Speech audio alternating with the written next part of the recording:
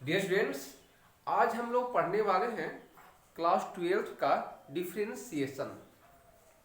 इस चैप्टर में हम लोग बहुत बेसिक से स्टार्ट करेंगे और एक टॉप पर पहुंचेंगे, बॉटम टू टॉप पर। अगर आपने कभी कैलकुलस नहीं पढ़ा है, लिमिट नहीं पढ़ा है, डेरिवेटिव नहीं पढ़ा है, तब भी आपको डरने की कोई बात नहीं है, क्योंकि हम स्टार्ट करते हैं बेसिक से। तो चलते हैं डिफरेंशिएशन की ओर।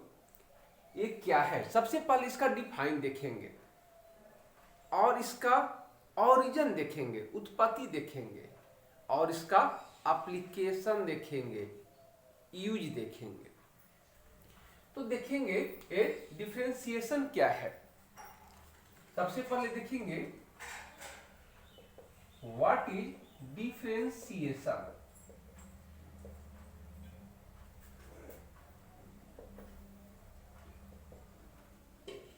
डिफरेंशिएशन क्या है? ये जिस तरह हम लोग एडिशन करते हैं, सब्ट्रैक्शन करते हैं, मल्टीप्लिकेशन करते हैं और डिवीजन करते हैं, उसी तरह हम क्या करते हैं, डिफरेंशिएशन करते हैं। अर्थात एडिशन, मल्टीप्लिकेशन, डिवीजन और सब्ट्रैक्शन एक क्या है, ऑपरेशन है, मैथमेटिकल ऑपरेशन है। उसी तरह डिफरेंशिएशन भी एक मैथमेटिकल ऑपरेशन है। तो इसे क्या लिखेंगे,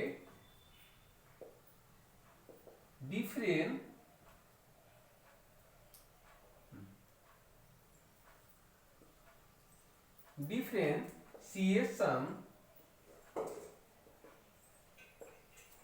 is a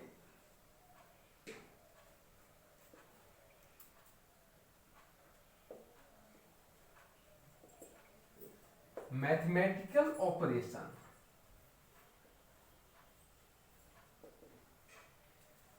differentiation is a mathematical operation.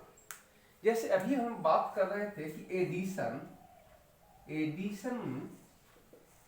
क्या है, नंबरों को हम ऐड करते हैं, नंबरों को हम क्या करते हैं, ऐड करते हैं। जैसे अगर 2 + 2 + 2 + 2, इन नंबरों को हमने क्या किया, ऐड किया। अब अगर हम क्या करें, मल्टीप्लीकेशन, तो इसमें क्या करते हैं, नंबरों को मल्टीप्लाई करते हैं। जैसे अगर बात करें 2 × 2 × 2 × 2, ये नंबरों को मल्टीप्लाई करते हैं। अगर बात करें सब्ट्रैक्शन का तो क्या करते हैं, नंबरों को एक दूसरे को आपस में सब्ट्रैक्ट करते हैं, घटाते हैं। अगर बात करें डिवीजन का, तो इसमें क्या करते हैं, नंबरों को आपस में डिवाइड करते हैं। अगर हम 10/2 करें तो हमें क्या मिलेगा, 5। तो इस तरह हम क्या करते हैं, एडिशन में, मल्टीप्लिकेशन में, सब्ट्रैक्शन में, डिवीजन में अलग अलग ऑपरेशन करते हैं नंबरों के साथ। इन नंबरों के साथ अलग अलग ऑपरेशन करते हैं। एडिशन में ऐड करते हैं, मल्टीप्लिकेशन में मल्टीप्लाई करते हैं, गुना करते हैं, और सब्ट्रैक्शन में घटाव करते हैं, और डिवीजन में डिवाइड करते हैं, भाग करते हैं। उसी तरह हम लोग डिफरेंशिएशन में क्या पढ़ते हैं, डिफरेंशिएशन में हम लोग चेंज के बारे में पढ़ते हैं, बदलाव के बारे में पढ़ते हैं। तो इसमें हम लोग डिफरेंशिएशन में क्या फाइंड आउट करते हैं, चेंज, बदलाव। इसमें हम चेंज के बारे में पढ़ते हैं। तो किस तरह का चेंज के बारे में पढ़ते हैं डिफरेंशिएशन में, टू फाइंड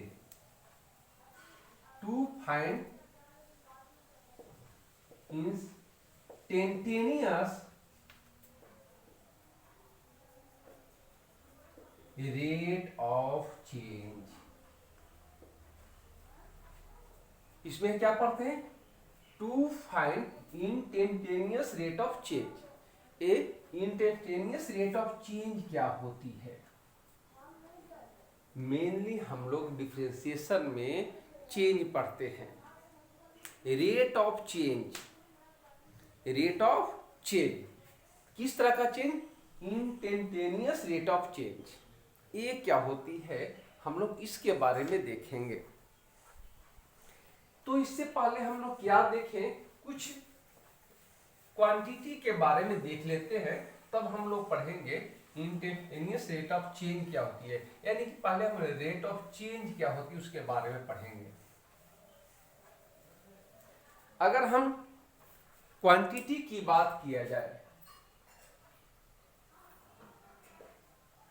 क्वांटिटी की बात की जाए तो क्वांटिटी को दो कैटेगरी में डिवाइड करते हैं। एक हो गया कांस्टेंट, एक हो गया कांस्टेंट और एक है variable.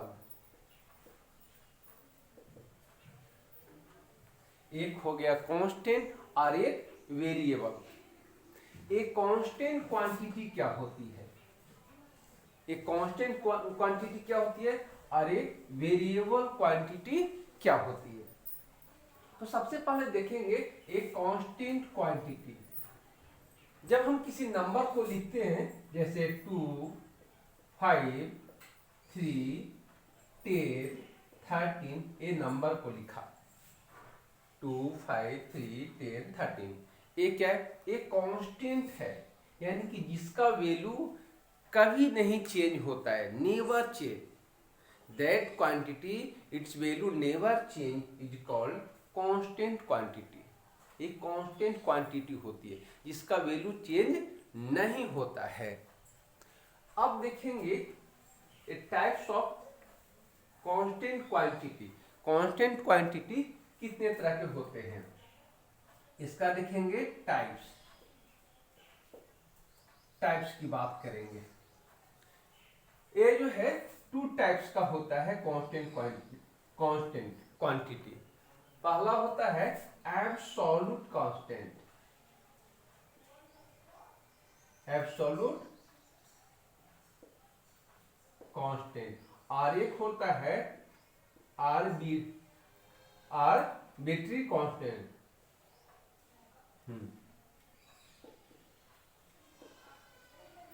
Arbitrary constant, arbitrary constant ऐसे होगा।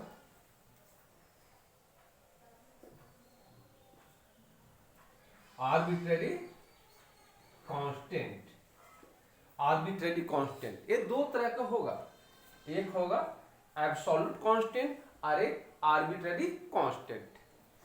अब एब्सोल्यूट कांस्टेंट क्या होती है?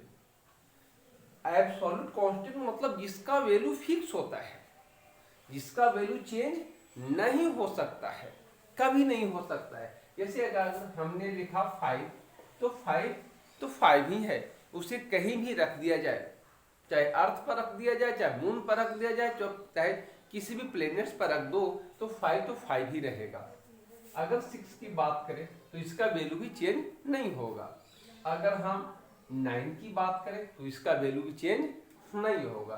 तो जिसका वैल्यू चेंज नहीं होता है वह एब्सोल्यूट कांस्टेंट होते हैं। और आर्बिट्ररी कांस्टेंट क्या होती है? ये कभी कभी अपने फॉर्म को बदल देती है, ये कभी कभी अपने फॉर्म को बदल देती है। जैसे अगर हमने लिखा ax plus b equal to 0, ax plus b equal to 0, तो इसमें a और b क्या होगा? आर्बिट्ररी कांस्टेंट है, क्योंकि ये वैल्यू अपना समय के साथ बदल देती है। इसके जगह पर हम 2 भी डाल सकते हैं, 2x, और b के जगह पर हम 3 भी डाल सकते हैं। अगर हमने लिखा dx प्लस c लिख दिया, सपोज दैट इक्वल टू 0 लिख दिया, तो d का वैल्यू हम समय के साथ बदल सकते हैं और c का भी वैल्यू हम बदल सकते हैं। तो ये जो है कांस्टेंट के काम करेंगे और x वेरिएबल का काम करेगा। लेकिन एक का वैल्यू हम बदल सकते हैं, लेकिन अगर इस तरह हमने लिखा 5x + 3 = 0, तब हम 5 का वैल्यू नहीं बदल सकते हैं, क्योंकि ये क्या हो गया, फिक्स हो गया। 3 का वैल्यू हम लोग नहीं बदल सकते हैं। तो इस कंडीशन में 5 हो गया एब्सोल्यूट कांस्टेंट और 3 भी हो गया एब्सोल्यूट कांस्टेंट। लेकिन इसमें हम देखें ax + b = 0 में a हो गया आर्बिट्ररी कांस्टेंट और b भी हो गया आर्बिट्ररी कांस्टेंट। तो क्लियर हो गया ये कांस्टेंट क्या होती है। अब हम देखेंगे वेरिएबल का।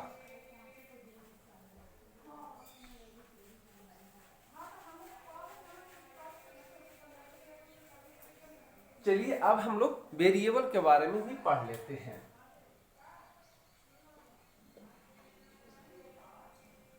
ये वेरिएबल क्या होती है। अभी देखें क्वांटिटी को, कि क्वांटिटी को जो है दो टाइप्स होते हैं, एक कांस्टेंट होता है, एक वेरिएबल होता है। कांस्टेंट अपना फॉर्म को चेंज नहीं करता है और वेरिएबल अपने फॉर्म को चेंज करते रहता है टाइम टू टाइम, समय के साथ वो जो है चेंज करते रहता है, हम उसमें कुछ भी डाल सकते हैं। तो वेरिएबल होता है। वेरिएबल क्या होता है, that quantity change it's form is called variable. That quantity change it's form is called variable. तो वेरिएबल क्या होती है, जो क्वांटिटी अपने फॉर्म को चेंज कर दे वह वेरिएबल होती है। अभी बात करें x, y, z, ये सब हम हमेशा लिखते रहते हैं। जब भी किसी को मानना हो तो हम x, y, z ही मान लेते हैं, t मान लेते हैं, s मान लेते हैं, a मान लेते हैं। क्यों? क्योंकि उसके जगह पर बाद में उसको बदला जा सके, इसलिए हम लोग मान लेते हैं। x, y, z मान करके अगर किसी का डिस्टेंस निकालना हो तो x मान लेते हैं, किसी रुपया पैसा को भी x मान कर आगे बढ़ते हैं। तो जिसको हम अननोन चीज को नोन में बदलना हो तो हम x मान करके, y मान करके, z मान करके, कुछ भी जो है मान करके चलते हैं। तो ये क्या होता है, वेरिएबल होता है। उसको बाद में क्या करते हैं, एक फिक्स अमाउंट में हम लोग कन्वर्ट कर लेते हैं। तो वेरिएबल होता है जिसको हम बाद में फिक्स अमाउंट में, कांस्टेंट में चेंज कर लेंगे। तो पहले हम उसको वेरिएबल ले चलेंगे। तो x, y, z हम लोग वेरिएबल चाहते हैं। इसका जैसे हमने लिखा 5x, 3x, 37x, ऐसा लिख दिया। अब इसमें देखें कि 5 जो है कभी चेंज नहीं होगा, लेकिन x का वैल्यू हम लोग चेंज कर सकते हैं। सपोज दैट 5 और x की जगह 1 भी तो लिख सकते हैं। तो क्या हो गया, हमें रिजल्ट मिला 5। अगर हम 3 है तो 3 × 2 लिखेंगे तो क्या मिला 6। तो x का वैल्यू हम लोग कुछ भी पुट कर सकते हैं। इसी तरह इसमें भी अगर जो है x का वैल्यू 1 पुट कर दे तो क्या मिला 37। तो x का वैल्यू हम लोग जो है पुट करते रहते हैं अलग अलग। अगर हम 3y + 2 लिख दें, 3y + 2, तो उसमें x का, y का वैल्यू हम लोग क्या बदल सकते हैं, 2 अगर रख दे तो इसका कितना हो जाएगा, 6 और 2 8 हो जाएगा। तो इस तरह देखते हैं कि वेरिएबल क्या होता है, वैसे क्वांटिटी होती है जिसका वैल्यू चेंज होते रहता है, वह वेरिएबल क्वांटिटी होती है। तो वेरिएबल क्वांटिटी जो है 2 टाइप्स के होते हैं। वेरिएबल क्वांटिटी कितने टाइप्स के होते हैं, 2 टाइप्स के होते हैं। फर्स्ट हो गया वेरिएबल क्वांटिटी 2 टाइप्स के होंगे। फर्स्ट हो गया आपका dependent quantity.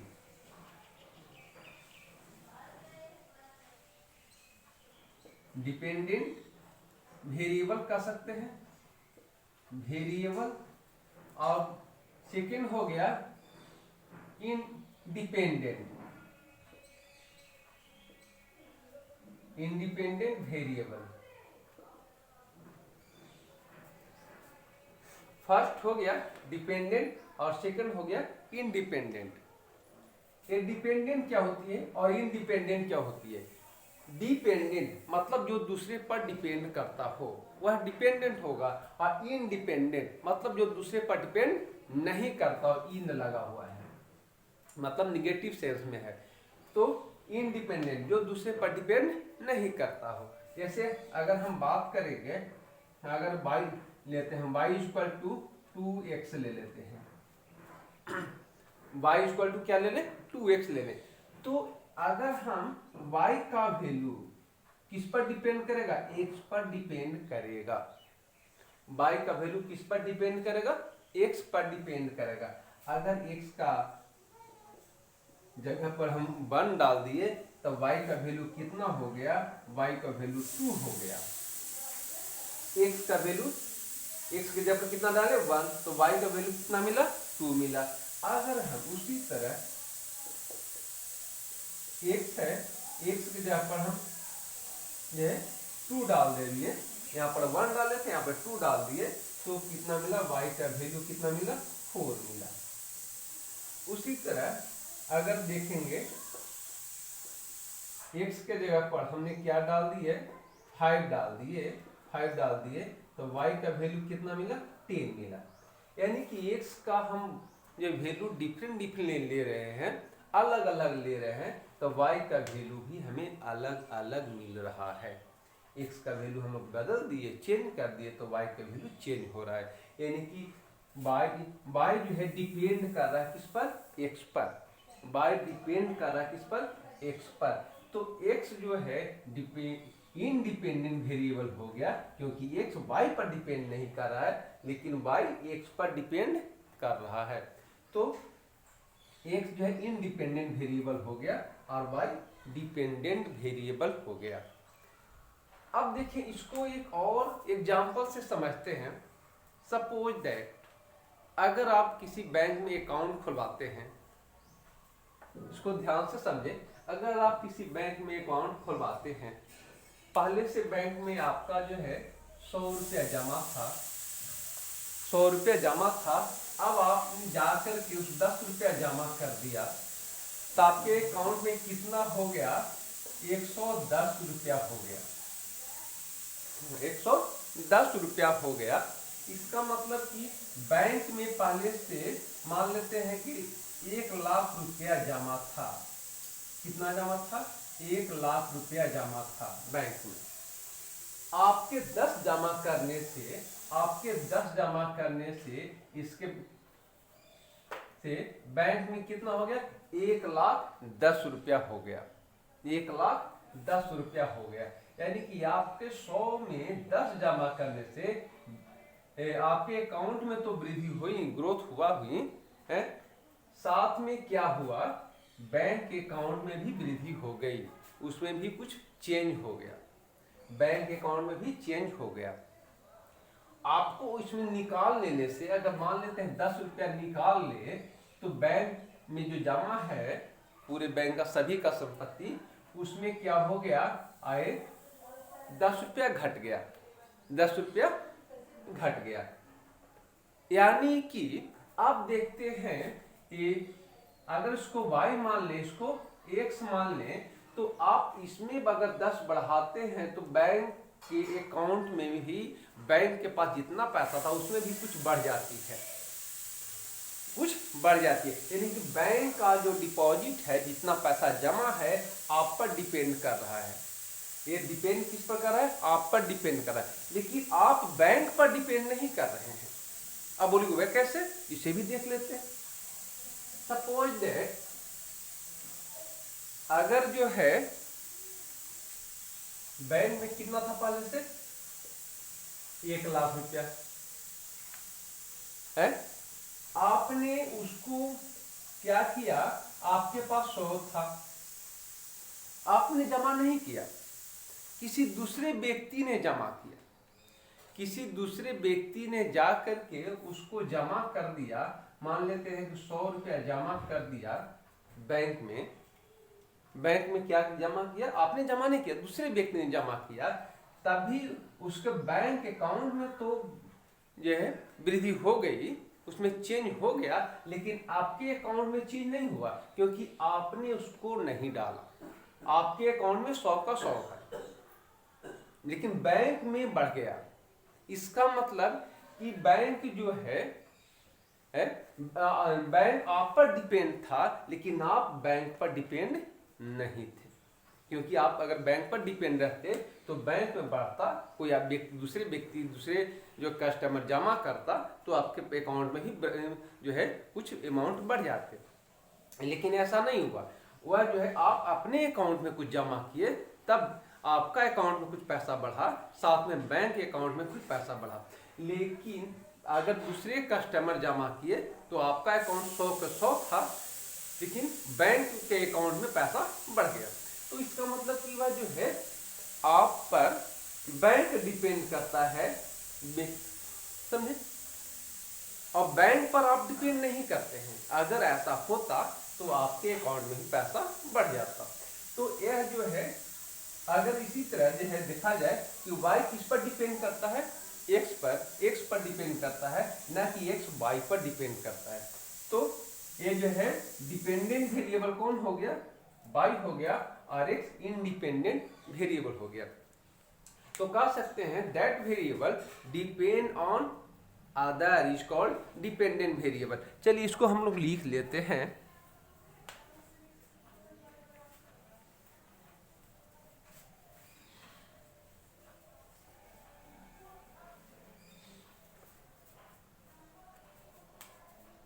Dependent variable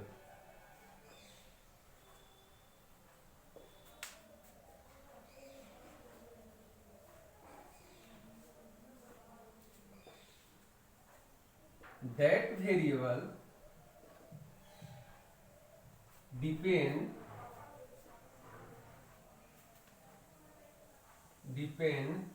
on other, that variable depend on other is called dependent variable। Dependent variable ये है डिपेंडेंट वेरिएबल। और independent variable, independent variable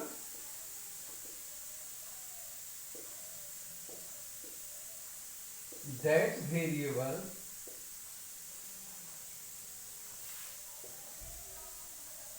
does not depend on other is called independent variable।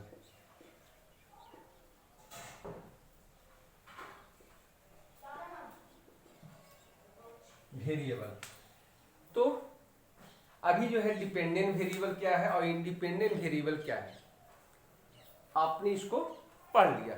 अब चलते हैं change के बारे में, चलते हैं ये चेंज क्या होती है।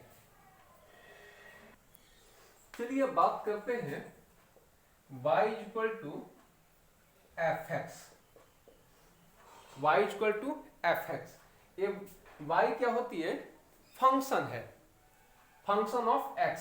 किसका फंक्शन है, x का। y equal to function of x, x का फंक्शन है। इसमें x क्या है, इंडिपेंडेंट है, इंडिपेंडेंट है। और y क्या है, डिपेंडेंट है, है ना। y डिपेंडेंट है और x इंडिपेंडेंट है। यानी कि अगर हम x में चेंज करेंगे तो y में भी चेंज हो जाएगा। x में चेंज करेंगे, y किस पर डिपेंड है, x के, x पर डिपेंड है, x पर डिपेंड है y। अगर x में चेंज करेंगे तो y में चेंज हो जाएगा। सपोज दैट x में अगर जो है अगर जो है when x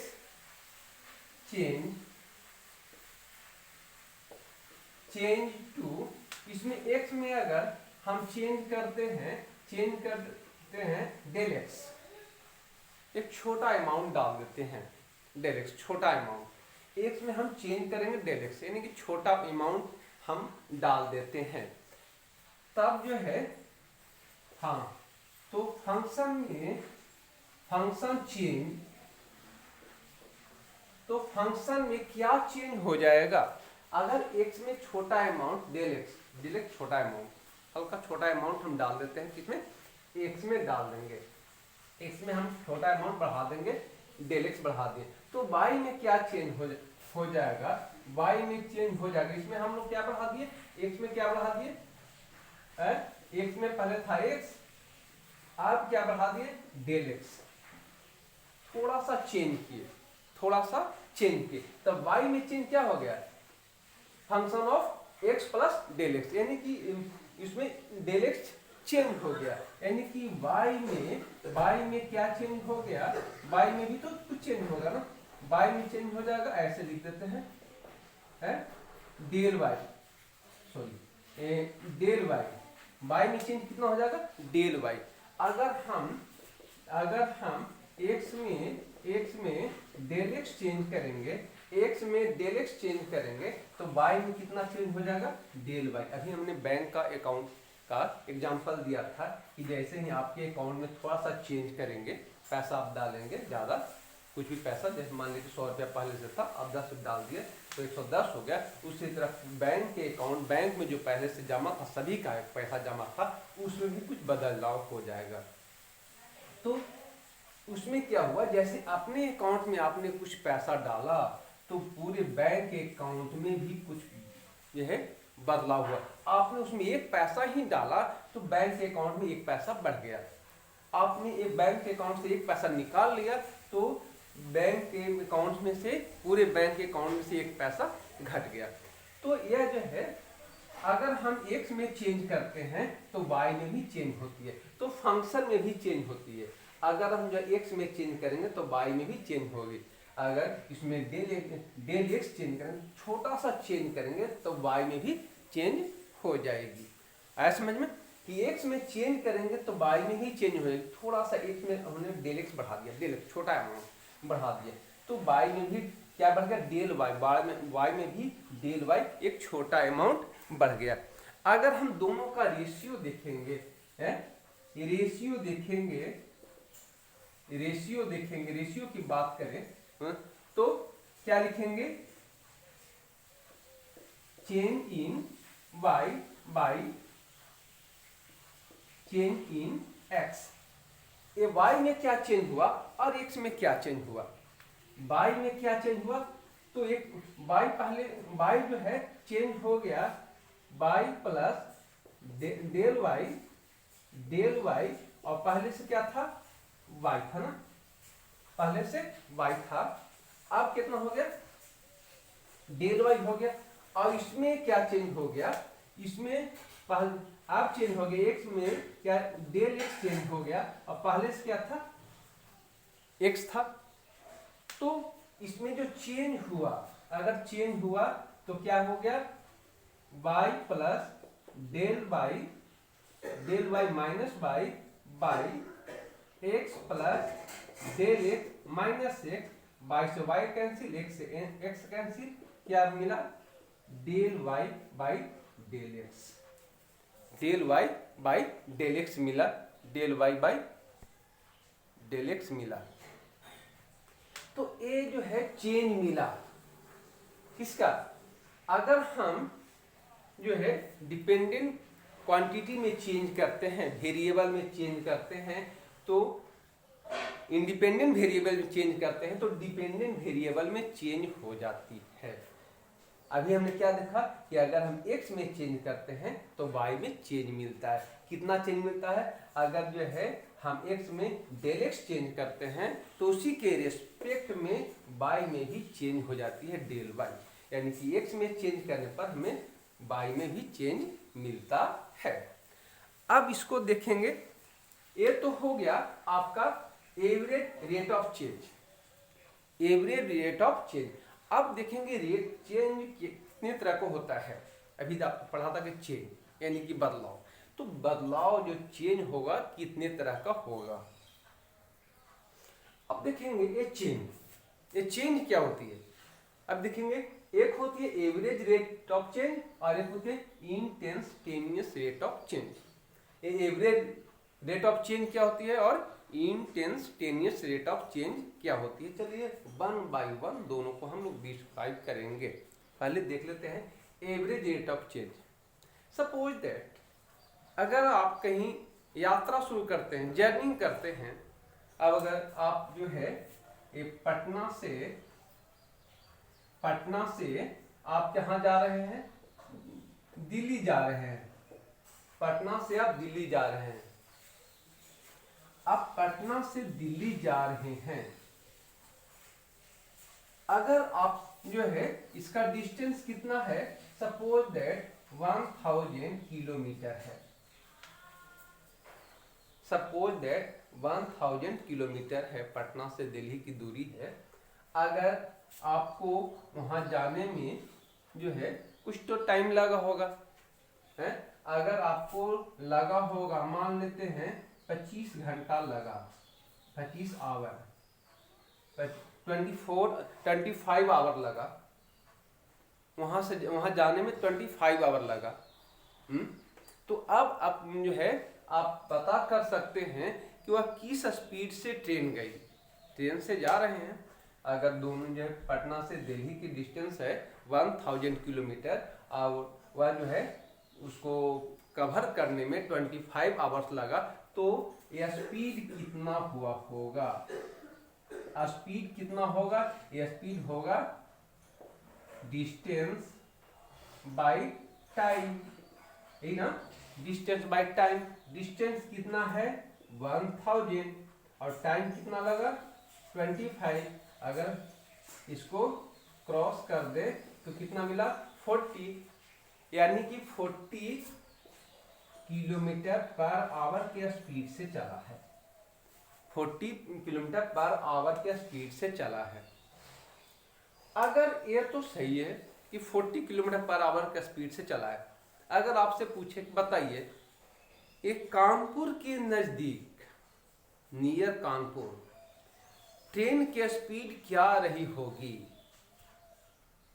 ट्रेन की स्पीड क्या रही होगी, तो आप नहीं बता सकते हैं कि कानपुर के नजदीक ट्रेन की स्पीड क्या रही होगी, या कानपुर के बाद ट्रेन की स्पीड क्या रही होगी, या दिल्ली पहुंचने से पहले ट्रेन की स्पीड क्या रही होगी।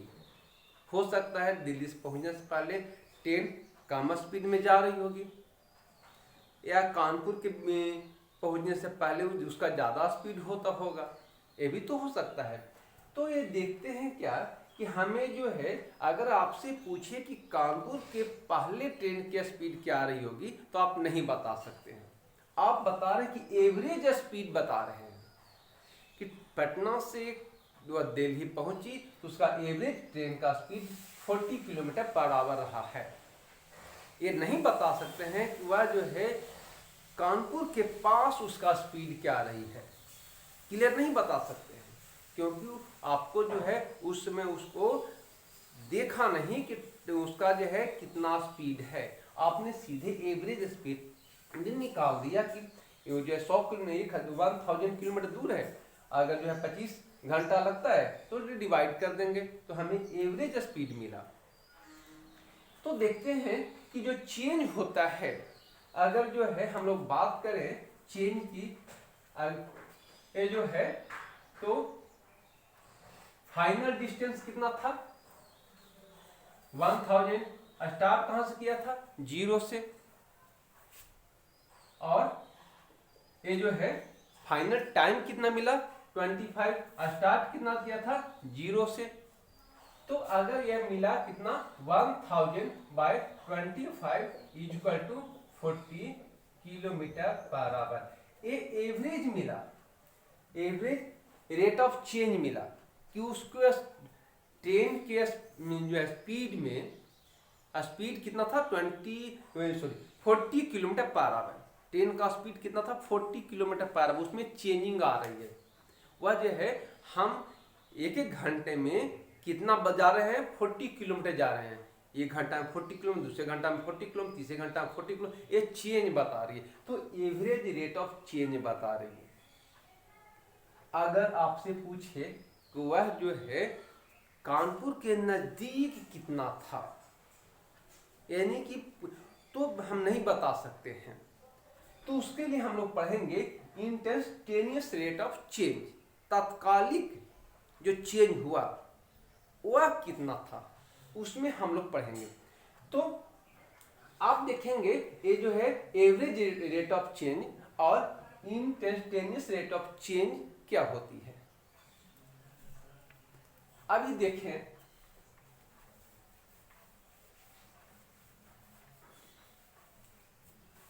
एक ग्राफ के माध्यम से उसको हम लोग समझने का प्रयास करेंगे कि इंस्टेंटेनियस रेट ऑफ चेंज और एवरेज रेट ऑफ चेंज क्या होती है।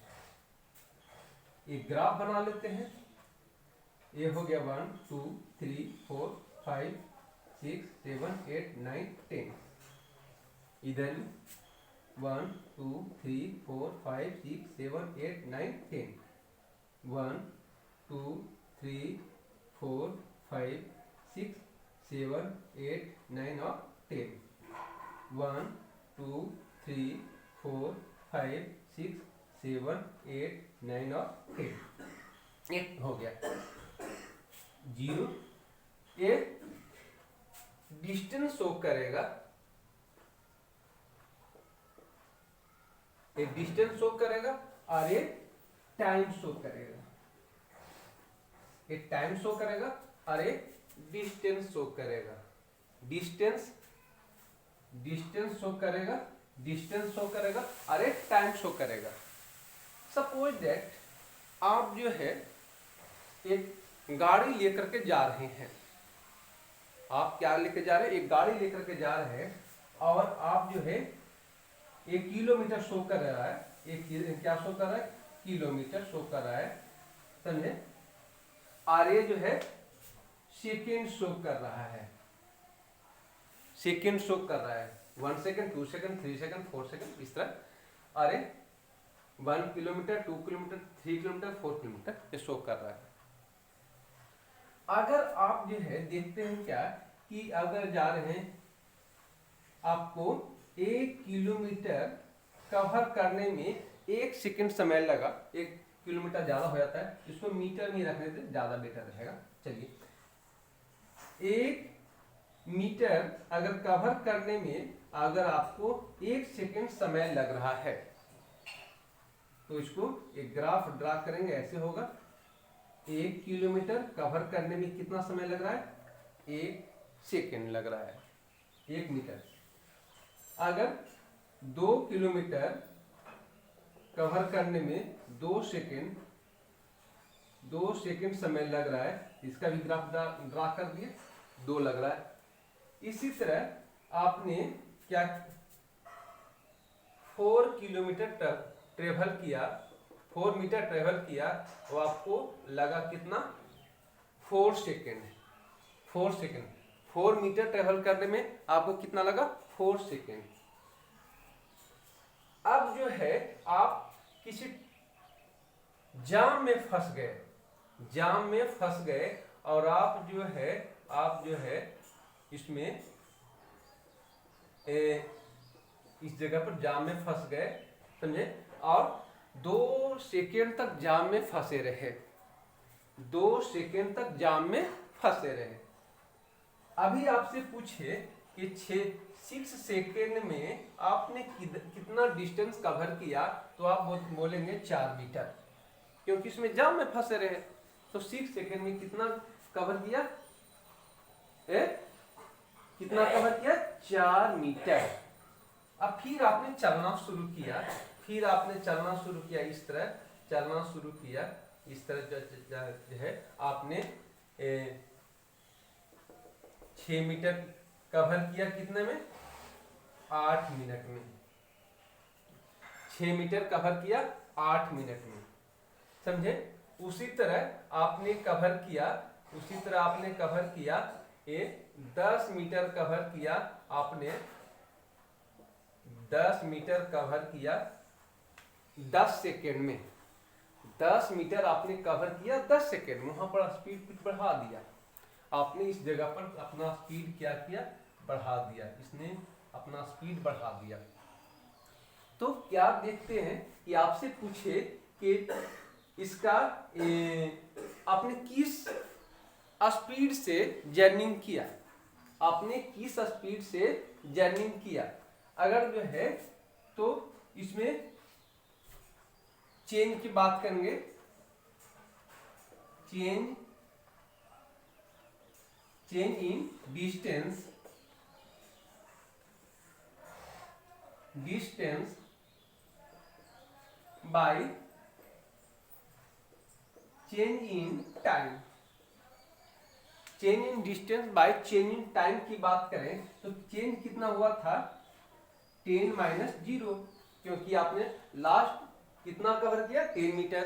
स्टार्ट कहां से किया था 0 से। और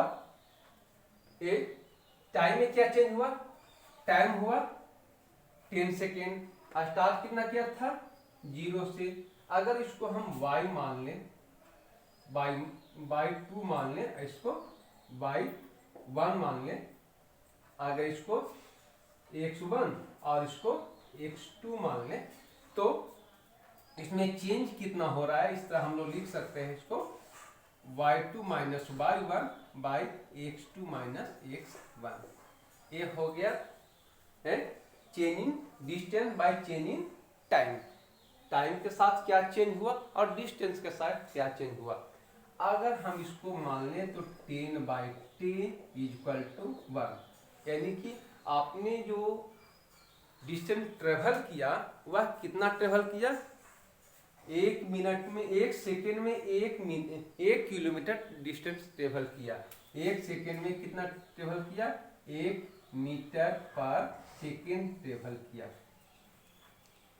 लेकिन हमने क्या निकाला, एवरेज रेट ऑफ चेंज निकाला। एवरेज रेट ऑफ चेंज अगर आपसे पूछे कि क्या इस जगह पर भी आपने 1 सेकेंड में 1 मीटर कवर किया, इस जगह पर ही क्या किया, इस जगह पर तो किया, इस जगह पर किया, यहाँ पर यहाँ से इस जगह पर तो किया, लेकिन क्या आपने इस जगह से ये जो डिस्टेंस है ये जो कवर की है, इसमें जो है टाइम में जो चेंजिंग हुआ, क्या डिस्टेंस में चेंजिंग हुआ।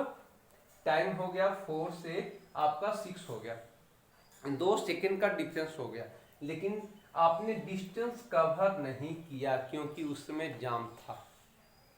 आपने डिस्टेंस कवर नहीं किया, तो यह जो है यह इस जगह पर आपका क्या बताता है कि आपने एवरेज टाइम जो है, एवरेज टाइम कितना लिया और एवरेज डिस्टेंस कितना कवर किया। ये तुरंत का नहीं बताता है कि जस्ट इस समय आपका स्पीड क्या रहा है, इस समय आपका गाड़ी का स्पीड क्या रहा है, इस समय नहीं बताता है। ये टोटल डिस्टेंस को बताता है कि आपने टोटल डिस्टेंस कवर किया, टोटल टाइम कितना लगा, उसने एवरेज बताया।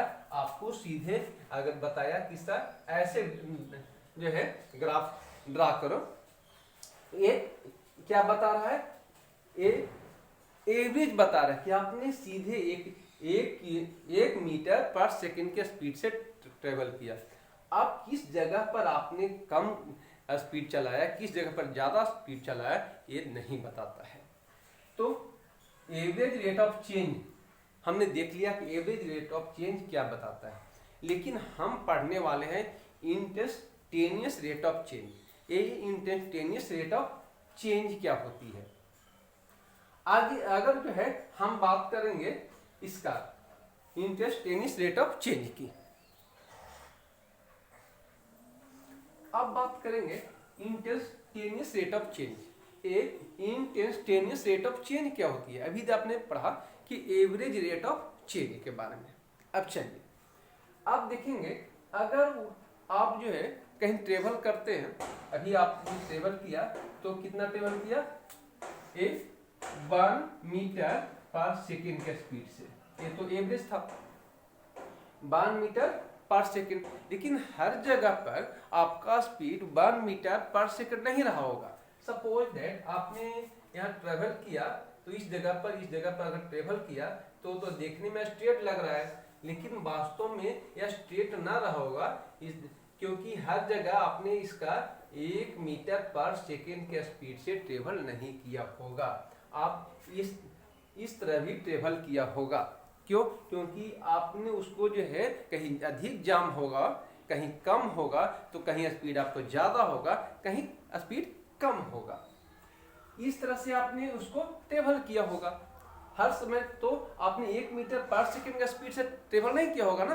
ये तो एवरेज बता रहा है कि आपने एवरेज जो है 1 मीटर पर सेकेंड से कवर किया। लेकिन अगर आपको पूछे कि इस जगह पर आपने क्या, इस जगह पर इतना डिस्टेंस में कि आपने 1 मीटर पर सेकेंड के स्पीड से ट्रेवल किया, तो आंसर हो कि नहीं, उस जगह पर भी हमारा स्पीड जो है चेंज होते रहा है। इस तरह का अगर देखेंगे तो इसका जिग जैग बनेगा, टेढ़ा मेढ़ा बनेगा। एक जो है स्ट्रेट ग्राफ नहीं बनता है, एक टेढ़ा मेढ़ा बनता है। एक छोटे से जगह की बात करते हैं। अगर आपसे पूछे कि चलिए आपको इस जगह पर आपका स्पीड क्या रही होगी, तो अगर देखेंगे इस जगह पर ऐसा बना होगा, क्योंकि आपका स्पीड जो है किसी गाड़ी से जा रहे हैं तो आपका स्पीड हर जगह तो इक्वल होगा नहीं। तो अगर मान लीजिए इस जगह की स्पीड की बात करें कि इस जगह पर आपका स्पीड क्या हुआ है, इस जगह पर स्पीड क्या हुआ है, ये तो कर्व है। तो कर्व के लिए क्या करेंगे, कर्व का ये हम लोग क्या निकालेंगे, डिस्टेंस निकालने के लिए एक हम स्लोप, एक क्या करेंगे, एक टेंजेंट ड्रा करेंगे इस पर, और इसके लिए क्या करेंगे, एक इससे बिल्कुल नजदीक, बिल्कुल पास मान लीजिए यहाँ पर ये एक टेंजेंट ड्रा किए है, तो टेंजेंट ड्रा किए, इसको कुछ और बड़ा कर लेते हैं, आपको देखने में आसानी होगी। ऐसे बड़ा किए और इस जगह पर हमने निकाला, इस जगह पर हमको निकालना है। तो इसका क्या किया, सबसे पहले एक जो है स्ट्रेट लाइन ड्रा कर दी, यहाँ पर खींचा, तो टेंजेंट यानी खींचा, तो ये जो है आपका इस जगह पर, यहाँ पर इस जगह से देखेंगे कि यहाँ से छोटा सा डिस्टेंस ले लिए, एक छोटा सा डिस्टेंस ले लिए, और छोटा सा डिस्टेंस मान लेते हैं ये जो है आपका, पहले आप यहाँ इस जगह पर थे, y1 पर थे, अब आप कहाँ पहुंच गए, y2 पर पहुंच गए। एक डिस्टेंस ले लिया, पहले y1 पर थे, अब कहाँ पहुंच गए, y2 पर पहुंच गए।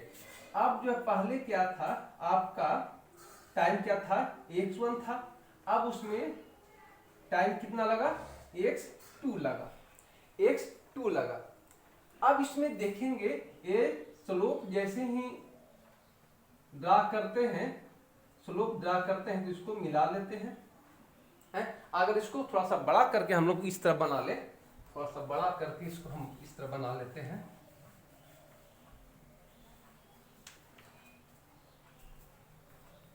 देखें इस तरह हमने ड्रा किया, और थोड़ा सा बड़ा करके बना लेते हैं इस तरह।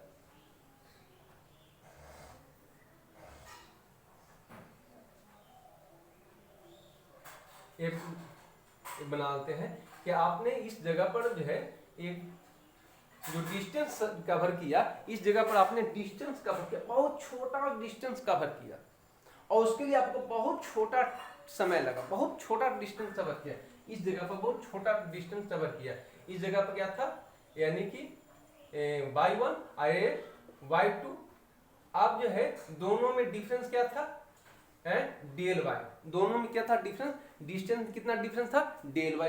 तो टाइम में x1 है और x2 है, तो टाइम में भी डिफरेंस होगा, टाइम में डिफरेंस कितना होगा, डेल x होगा, टाइम में डिफरेंस कितना होगा, डेल x होगा। यहाँ पर डेल x अरे डेल y।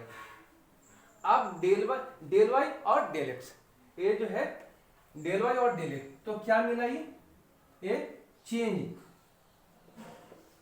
क्या मिला, चेंज मिला हमें y2 minus y1 by x2 minus x1, यानी कि कितना मिला, del y by del x, del y by del x। एक क्या मिला, स्लोप मिला, एक क्या मिला, स्लोप मिला, यानी कि आपको परपेंडिकुलर है और एक बेस है, तो क्या मिला, tan थीटा, ये जो एंगल मिल बना क्या थीटा बना, तो क्या मिला tan theta del y by del x। ये स्लोप मिला, क्या मिला स्लोप मिला, स्लोप मिला।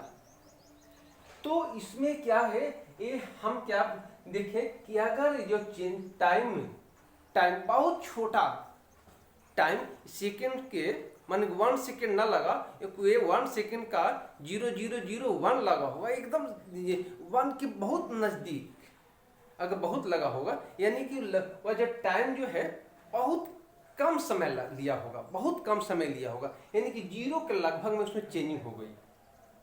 क्या चेंजिंग हुई, 0 के लगभग में उसमें चेंजिंग हुई। यानी कि इसमें अगर देखेंगे कि डेल एक्स में जो चेंजिंग हुई टाइम में लगभग 0 नहीं लगभग 0, जो चेंजिंग हो गई बहुत कम हो गई, बहुत लगभग 0 हो गई। तो उसमें क्या करेंगे, लिखेंगे limit del y by del x, del y by del x, और del x tend to 0, del x जो है लगभग 0 नहीं लगभग 0 की बात करें, लगभग 0, यानी कि ये क्या बताता है, अगर टाइम में बहुत कम चेंज हो रही है तो डिस्टेंस में भी बहुत कम चेंजिंग होगी। टाइम में बहुत कम चेंजिंग होगी तो डिस्टेंस में भी बहुत कम चेंज होगी। यानी कि जो y में जो चेंज हो रहा है इसको क्या लिखेंगे, differentiation of y with respect to x, differentiation of y with respect to x। इसको क्लियर से लिख देते हैं ताकि आपको स्पष्ट दिखाई पड़े। चलिए इसको क्या बोलेंगे,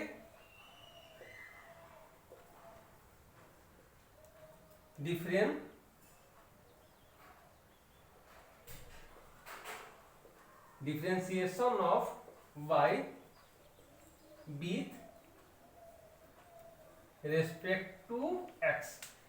इसमें y में चेंजिंग हो रही है, किसके रेस्पेक्ट में, x के रेस्पेक्ट में, y में चेंजिंग हो रही है x के रेस्पेक्ट में। यानी कि हम चेंज जो पढ़ते हैं उसे हम, ये जो चेंज हुआ उसको बोलते हैं इंस्टेंटेनियस रेट ऑफ चेंज। ये क्या चेंज जो कहलाया del y by del x। इसको इतना ना कर करके हम सीधे लिख सकते हैं del y by del x। इसको डेल y नहीं तो हम dy बाय dx लिख सकते हैं, dy बाय dx। dy मतलब स्मॉल चेंज, किसमें y में, dx स्मॉल चेंज किसमें, x में। तो y में चेंजिंग होगी, किसके रेस्पेक्ट में चेंजिंग होगी, x के रेस्पेक्ट में। यानी कि x में जैसे जैसे चेंज होगी वैसे वैसे y में भी चेंज होगी। लेकिन स्मॉल चेंज की जहां हम बात करेंगे उसी को बोलते हैं instantaneous rate of change, instantaneous rate of change, instantaneous rate of change. ये हो गया इंस्टेंटेनियस रेट ऑफ चेंज। यानी कि इसको क्या है, differentiation of y with respect to x, x के रेस्पेक्ट में y में क्या चेंजिंग हुआ उसको हम बोलेंगे इंस्टेंटेनियस रेट ऑफ चेंज। तो डिफरेंशिएशन में हम लोग क्या पढ़ते हैं, चेंज के बारे में पढ़ते हैं। अब इसको नाम जो है डिफरेंशिएशन हम लोग क्यों लिखते हैं इसे भी देख लेते हैं।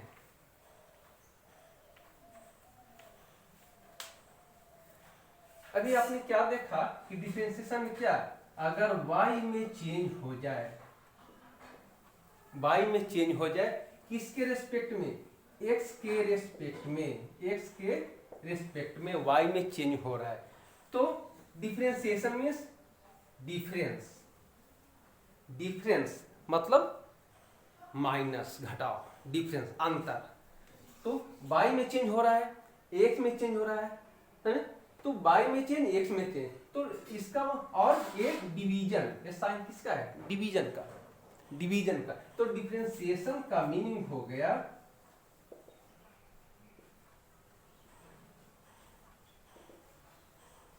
डिफरेंशिएशन का मीनिंग हो गया difference plus division. Difference plus division, differentiation मतलब डिफरेंस प्लस डिवीजन। एक क्लियर हो गया डिफरेंस प्लस डिवीजन, मतलब डिफरेंशिएशन का मीनिंग आपको क्लियर हो गया। और डिफरेंशिएशन में क्या पढ़ते हैं, दो चीज पढ़ते हैं, चेंज, एक रेट ऑफ चेंज और एक स्लोप। अगर आपको किसी जो है कर्व में स्लोप निकालना हो तो उसके लिए हम लोग यूज करेंगे डिफरेंशिएशन। अगर आपको इंस्टेंटेनियस रेट ऑफ चेंज निकालना हो तब आप पढ़ेंगे डिफरेंशिएशन। तो इसका यूज कहाँ कहाँ होता है? आज डिफरेंशिएशन में इसका यूज मैथ में हो रहा है, ग्राफ दिखाने में हो रहा है और फिजिक्स में हो रहा है। यानी कि ये फिजिक्स का अगर आपको स्टडी करना है तो इसके बिना काम नहीं चल सकता है, समझे? तो आज है हम लोग क्या देखें, व्हाट इज डिफरेंशिएशन, डिफरेंशिएशन क्या है और ये कैसे किया जाता है, हाउ इट इज डन, कैसे किया जाता है और इसका एप्लीकेशन यानी कि यूज कहाँ कहाँ होता है, इसने देखा। अब हम कुछ नेक्स्ट वीडियो में उसके फार्मूला को देखेंगे, एक किस किस फार्मूले से उसको हम लोग सोल्व करेंगे, समझे? तो आज का वीडियो इतना ही, फिर मिलेंगे नेक्स्ट वीडियो में। Thank you.